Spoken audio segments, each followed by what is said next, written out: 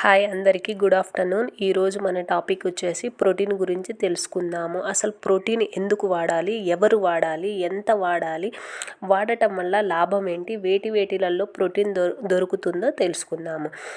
First of all అసలు ఈ ప్రోటీన్కు personalised protein powder అని ఎందుకు అంటారంటే పర్సన్కి డిఫరెంట్గా తీసుకోవాలనేది దీని పేరులోనే ఉంది అనమాట. పర్సనల్ అంటే వ్యక్తికి డిఫరెంట్గా వాడాలనేది అర్థము. మనము ప్రతిరోజు ఆరోగ్యంగా ఉండడానికి ప్రోటీన్ అనేది చాలా అవసరం. వెయిట్ తగ్గాలి అన్నా, పెరగాలి అన్నా, మనము రోజు యాక్టివ్గా ఉండాలన్నా ప్రోటీన్ అనేది చాలా అవసరం. ప్రతి ఒక్కళ్ళు వాళ్ళ వెయిట్ను బట్టి ప్రోటీన్ తీసుకోవడం. ఎగ్జాంపుల్, నేను 64 కేజీలు ఉన్నానండి అంటే నేను 64 గ్రాముల ప్రోటీన్ తీసుకోవాలి. అలా తీసుకోవడం వల్ల నేను డే మొత్తం యాక్టివ్గా ఉంటాను.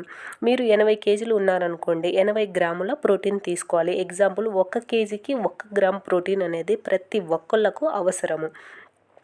ప్రోటీన్ తీసుకోవటం వల్ల మన మజిలు, స్కిన్, హెయిర్, మన బాడీలో ఉండే ప్రతి అవయవం యాక్టివ్గా ఉంటుంది. ప్రోటీన్ సరిపడనంత ఇవ్వకపోవటం వల్ల మజిల్ అనేది లాస్ అవుతుంది.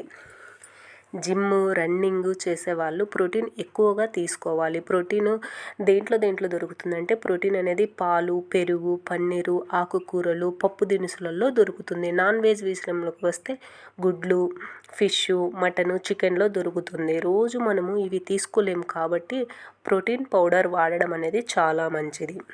ఒక స్పూన్ ప్రోటీన్ పౌడర్లో 6 గ్రామ్స్ ప్రోటీన్ అనేది ఉంటుంది. ఫార్ములా 1లో, షేక్ మేట్లో కూడా ప్రోటీన్ ఉంటుంది. 2 టైమ్స్ షేక్, 1 టైం మీల్ తీసుకోవటం వల్ల మన బాడీకి సరిపడినంత ప్రోటీన్ దొరుకుతుంది. ఇది ప్లాంట్ బేసిక్ ప్రోటీన్. మనము దోశలలో, చపాతీల్లో, రోటీల్లో, కూరల్లో, పెరుగుల్లో ప్రోటీన్ పౌడర్ కలిపి తీసుకోవచ్చు. ప్రోటీన్ పౌడరు తీసుకోవటం వల్ల మనకు ఆకలి అనేది వేయదు. మన బాడీకి ప్రోటీన్ చాలా చాలా అవసరం.